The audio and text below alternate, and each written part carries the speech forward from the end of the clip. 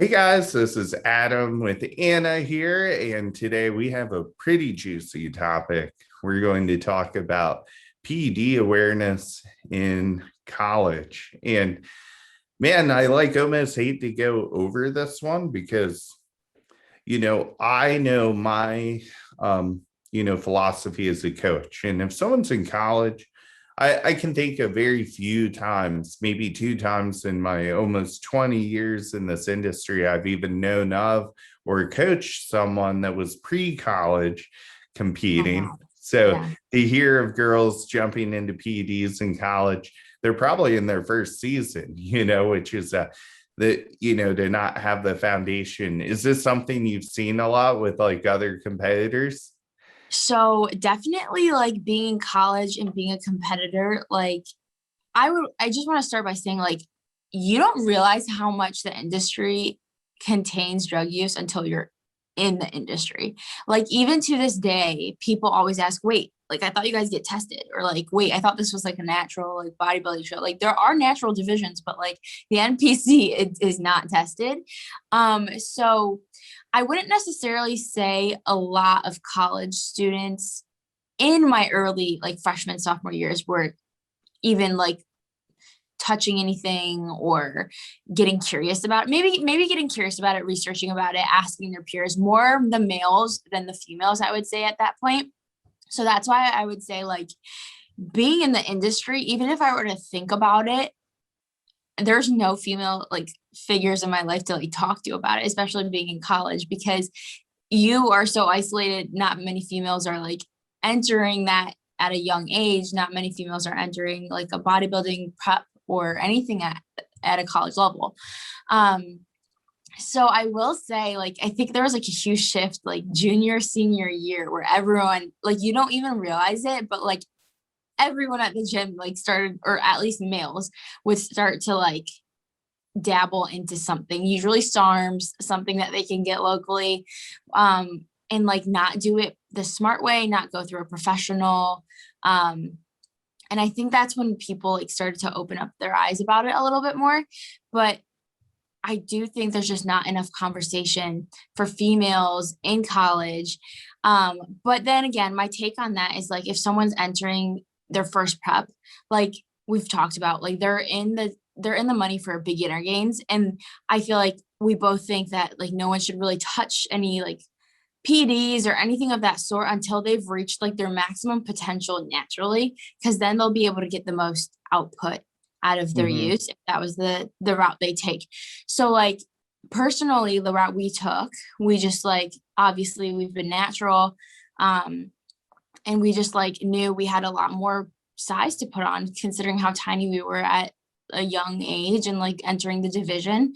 And I do think that's important, and like that's something you've never pushed on me.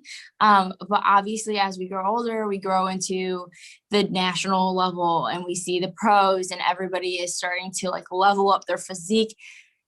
There's, you gamble like what you can do naturally, and like you start to think, well, what if.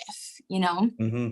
So go I ahead. think at that young age, there's probably a lot more pressure because, Yeah. yeah, like you said, you're likely going to have the conditioning at a young age. You're likely going to have the self-care habits instilled to um, maintain a diet good enough for the weight loss portion. Right. But however, having less years in the gym makes it hard to have that size. So that would seem like the quick fix. And one thing that I've noticed personally is guys are a lot more open about use than girls Very, are. yeah. And Yeah. it is bad. I'll just say this kind of publicly. I feel like girls just want to hold back information and not help other women kind of I achieve know. that better physique. Sometimes I hate saying that because that's not all women, but guys almost wear their cycles like a badge of honor. Like I took Oh, this much 100%. and I did it way longer than I was supposed to. And I think also too with new users, they go to the forums, and the bad thing with the forums, I think people are getting smarter about use. People are starting to draw labs, and they're starting to look at more of their health markers because Right. one cycle is going to affect each person differently, just due to you know, genetics. Some people, I've seen girls with super high liver enzymes during a cycle and some who were barely affected at all. And I've seen guys cholesterol go through the roof where others stayed much better. And then kidney issues, we've seen definitely the rebound into the hormones be a little bit harder.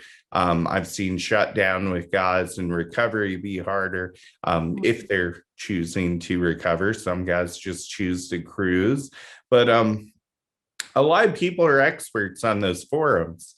And Yeah. when you start searching online, one thing that I think a lot of people forget to look at is the date that this stuff Yeah. was written, Yeah. and, I'm entering my 40s. So I started, um, I had to get some doctor appointments, obviously, because you start having to worry about colon cancer, stuff Yeah. like that. So I had read like just a study that was like how many people were diagnosed with colon cancer in like their 40s, and it was very low. But then when the study was done, it was like 10 years ago, and I was like, oh crap. So I read like a newer study that had like a 2% higher mark, but it was more current information. So a lot of people, when they look at those forms, they're forgetting to look at the dates that some of that stuff was written. And also remember, anyone can just put like a picture in the bio of a shredded dude or a big Yeah. dude and write anything they want. Exactly. So, and some of that stuff is destructive. It's really nice to have a coach. And yeah, we just know that like PEDs are definitely out there. I think my rule of thumb is really try to get a good foundation first. And me and you have spoke about it, obviously, but we've decided not to. And we've said, let's try to get as close as we can to a pro card or get the Yeah. pro card Yeah. first. Because guess what? At the top level, I'm going to say 90% of those girls are using. The only IFBB Pro I know that is natural is, firsthand is, that's been to the Olympia is Casey Samsell. And, me and She looks Casey great. Yeah. she does. Yeah. And me and her talk all the time.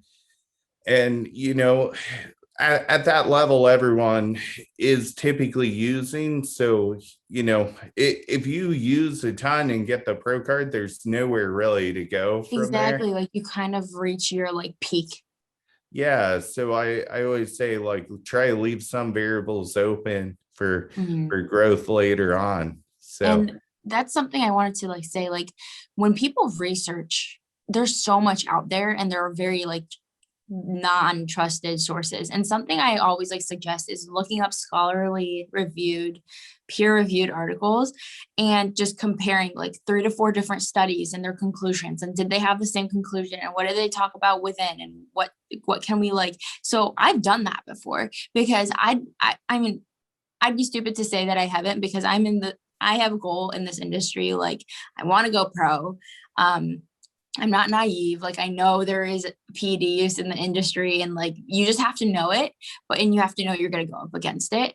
And you just got to make the decision at that point. But that is something I appreciate about our relationship is because like I would say like it's very scary at first to even think about, but like mhm. as you continue to train and be a part of it, like you obviously it crosses your mind, and something that you didn't do was say like we need this. Like I am confident to say that you would tell me if like that was a route we needed to take, but Mhm. like there was never a point in time where we talked about it and you were saying like this is gonna like definitely, guarantee your pro card. You're just like I think you can get it without it. So Yeah, that's something to respect. it's a good point to bring up too, is like my approach is very dynamic with I have many people who do not use and I have some people who do use. And I get a lot of girls from other teams who are either it was the first conversation we had when we came to this team, or I'll get on the other hand girls from other coaches who the coach says, I don't condone steroid use at all. And I Oh, won't even work with anyone who does Really? use steroids. And, then I get girls from that coach who are like, yeah, I was doing a cycle of this. I was like, well, I didn't think your coach like did that. And she's Yeah. like, he doesn't. And I'm like, Oh, well, that's even worse because now you're doing it on your own. And this oh, coach doesn't even know, like they're just doing your macros and have no input on your health. Or I'm like, yeah. that's not really coaching. And No, you exactly. know, I understand the stance, like no PEDs, but like also that coach really limits themselves because that's a huge part of the industry, to be honest. So I'm like, is that even coaching? Like that's like a basketball team saying, hey, we don't pass the ball. Yeah, exactly. And Like there's a lot of coaches who don't even know much about it. They're just like, oh, this is what I did, so I'm going to prescribe the same to you. Um, and I know you've yeah. had a post about that recently. And Anavar always tends to be the go-to, and there's a reason for that. And maybe another podcast will go over PED selection, and Mhm. I think that would be a really good one. We'll probably break that down into some segments, but Yeah, we wanted to start pretty general to start, and then as our listeners ask us more questions, we'll cover more. perfect. Yeah, we can break it down to like male and female, and I think that'd be a cool outlet. Absolutely. Well, guys, we will see you on the next episode, which will be posing.